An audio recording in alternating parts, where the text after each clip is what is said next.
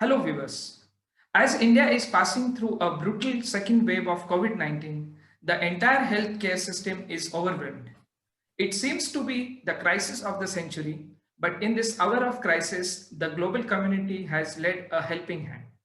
We have a very special guest joining us today, Martin van den Berg, the Ambassador of Netherlands to India.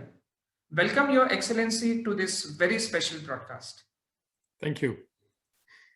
Excellency, my first question will be, how has Netherlands helped India in this crisis? Well, in several ways. The Netherlands donated 1 million euros to the Indian Red Cross. We also have donated 449 ventilators, 100 concentrators and medicines. And besides the government, the Dutch companies are donating a lot as well. The companies like Philips, Shell, Unilever, DSM, hundreds and hundreds of ventilators, and we are still working on a so-called Dutch coalition of Dutch companies donating medical support to India. Excellency, as India battles this COVID crisis, it was last year the EU countries and the US. So we just wanted to know what kind of strategies did you adopt to contain this crisis, and what is the present situation in Netherlands now? Well, what we did during the first COVID crisis, and also exactly now we're doing the same thing in the second peak, although the situation is improving a lot in the Netherlands. But what we did was very much collecting data, doing research, starting to really understand what was happening. On the one hand, of course, with the virus, and we share that. We did it together with international organizations and other countries, and also in European collaboration, but also what is happening in society. It was very important also taking care of the health situation in terms of hospitals, medical equipment, doctors, so we will have a good healthcare infrastructure. Thirdly, we also worked with lockdowns, partially lockdowns and complete lockdowns.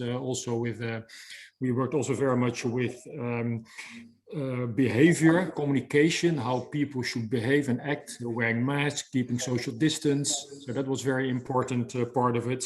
Of course, now it's very much about vaccination policies. We started with the vaccination. Ultimately, that I think is the most important way of acting and addressing the COVID.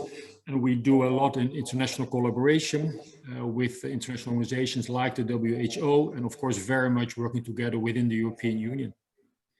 Excellency, experts all around the world are suggesting to vaccinate the population at the earliest. So what's the present state of the percentage of the population which has got vaccinated, or what are your targets? Yeah, we have now around 7.5 million people had their at least one shot, and 1.5, almost 2 have had their second shot. Although now we're also starting to work with a Johnson vaccine, which only requires one shot. We are the first batch was used for people working in the healthcare sector. And then we vaccinated people who had other health issues, comorbidities. And now we're working like India with age groups. At this moment, people from around 60 years old are allowed to get their vaccination. And we slowly work until the people of 18 years old and older. And end of June, we'll start with that age group, the age group born between 1993 and 2003. So we start then with the final batch of vaccinating the people. Excellency, as you know, the world community needs to adopt a strategy to combat this epidemic. Should rich nations help other countries in vaccination and think of waivers? I think this is the topic which has been in discussion or in circulation for many days now. True. Of course, I think it's a global pandemic, so we really need global collaboration and global policies to address the COVID challenge. And I think we all know that vaccines are key to that. We have to take care that everyone in the world ultimately will be vaccinated, because that's the only way to address our COVID challenge.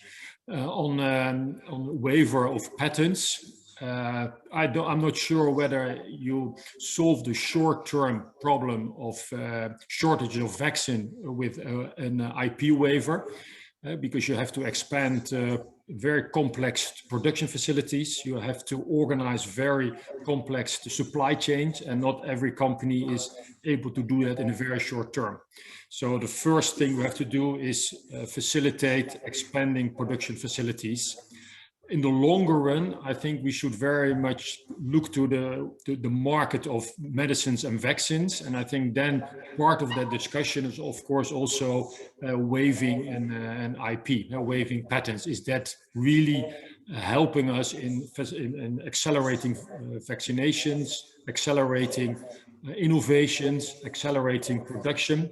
But there are also other questions we have to ask ourselves in terms of public funding R&D, of sharing knowledge, sharing data. So I think we need a global research program. So waivers of IP is only part of that discussion and could be part of the solution, but I don't think it will be a solution for the short-term vaccination shortages. That brings me to the end of this program. Thank you, Ambassador Van den Berg, for coming on this very special program. And on the behalf of all our viewers, we would first thank you for supporting India in this hour of crisis.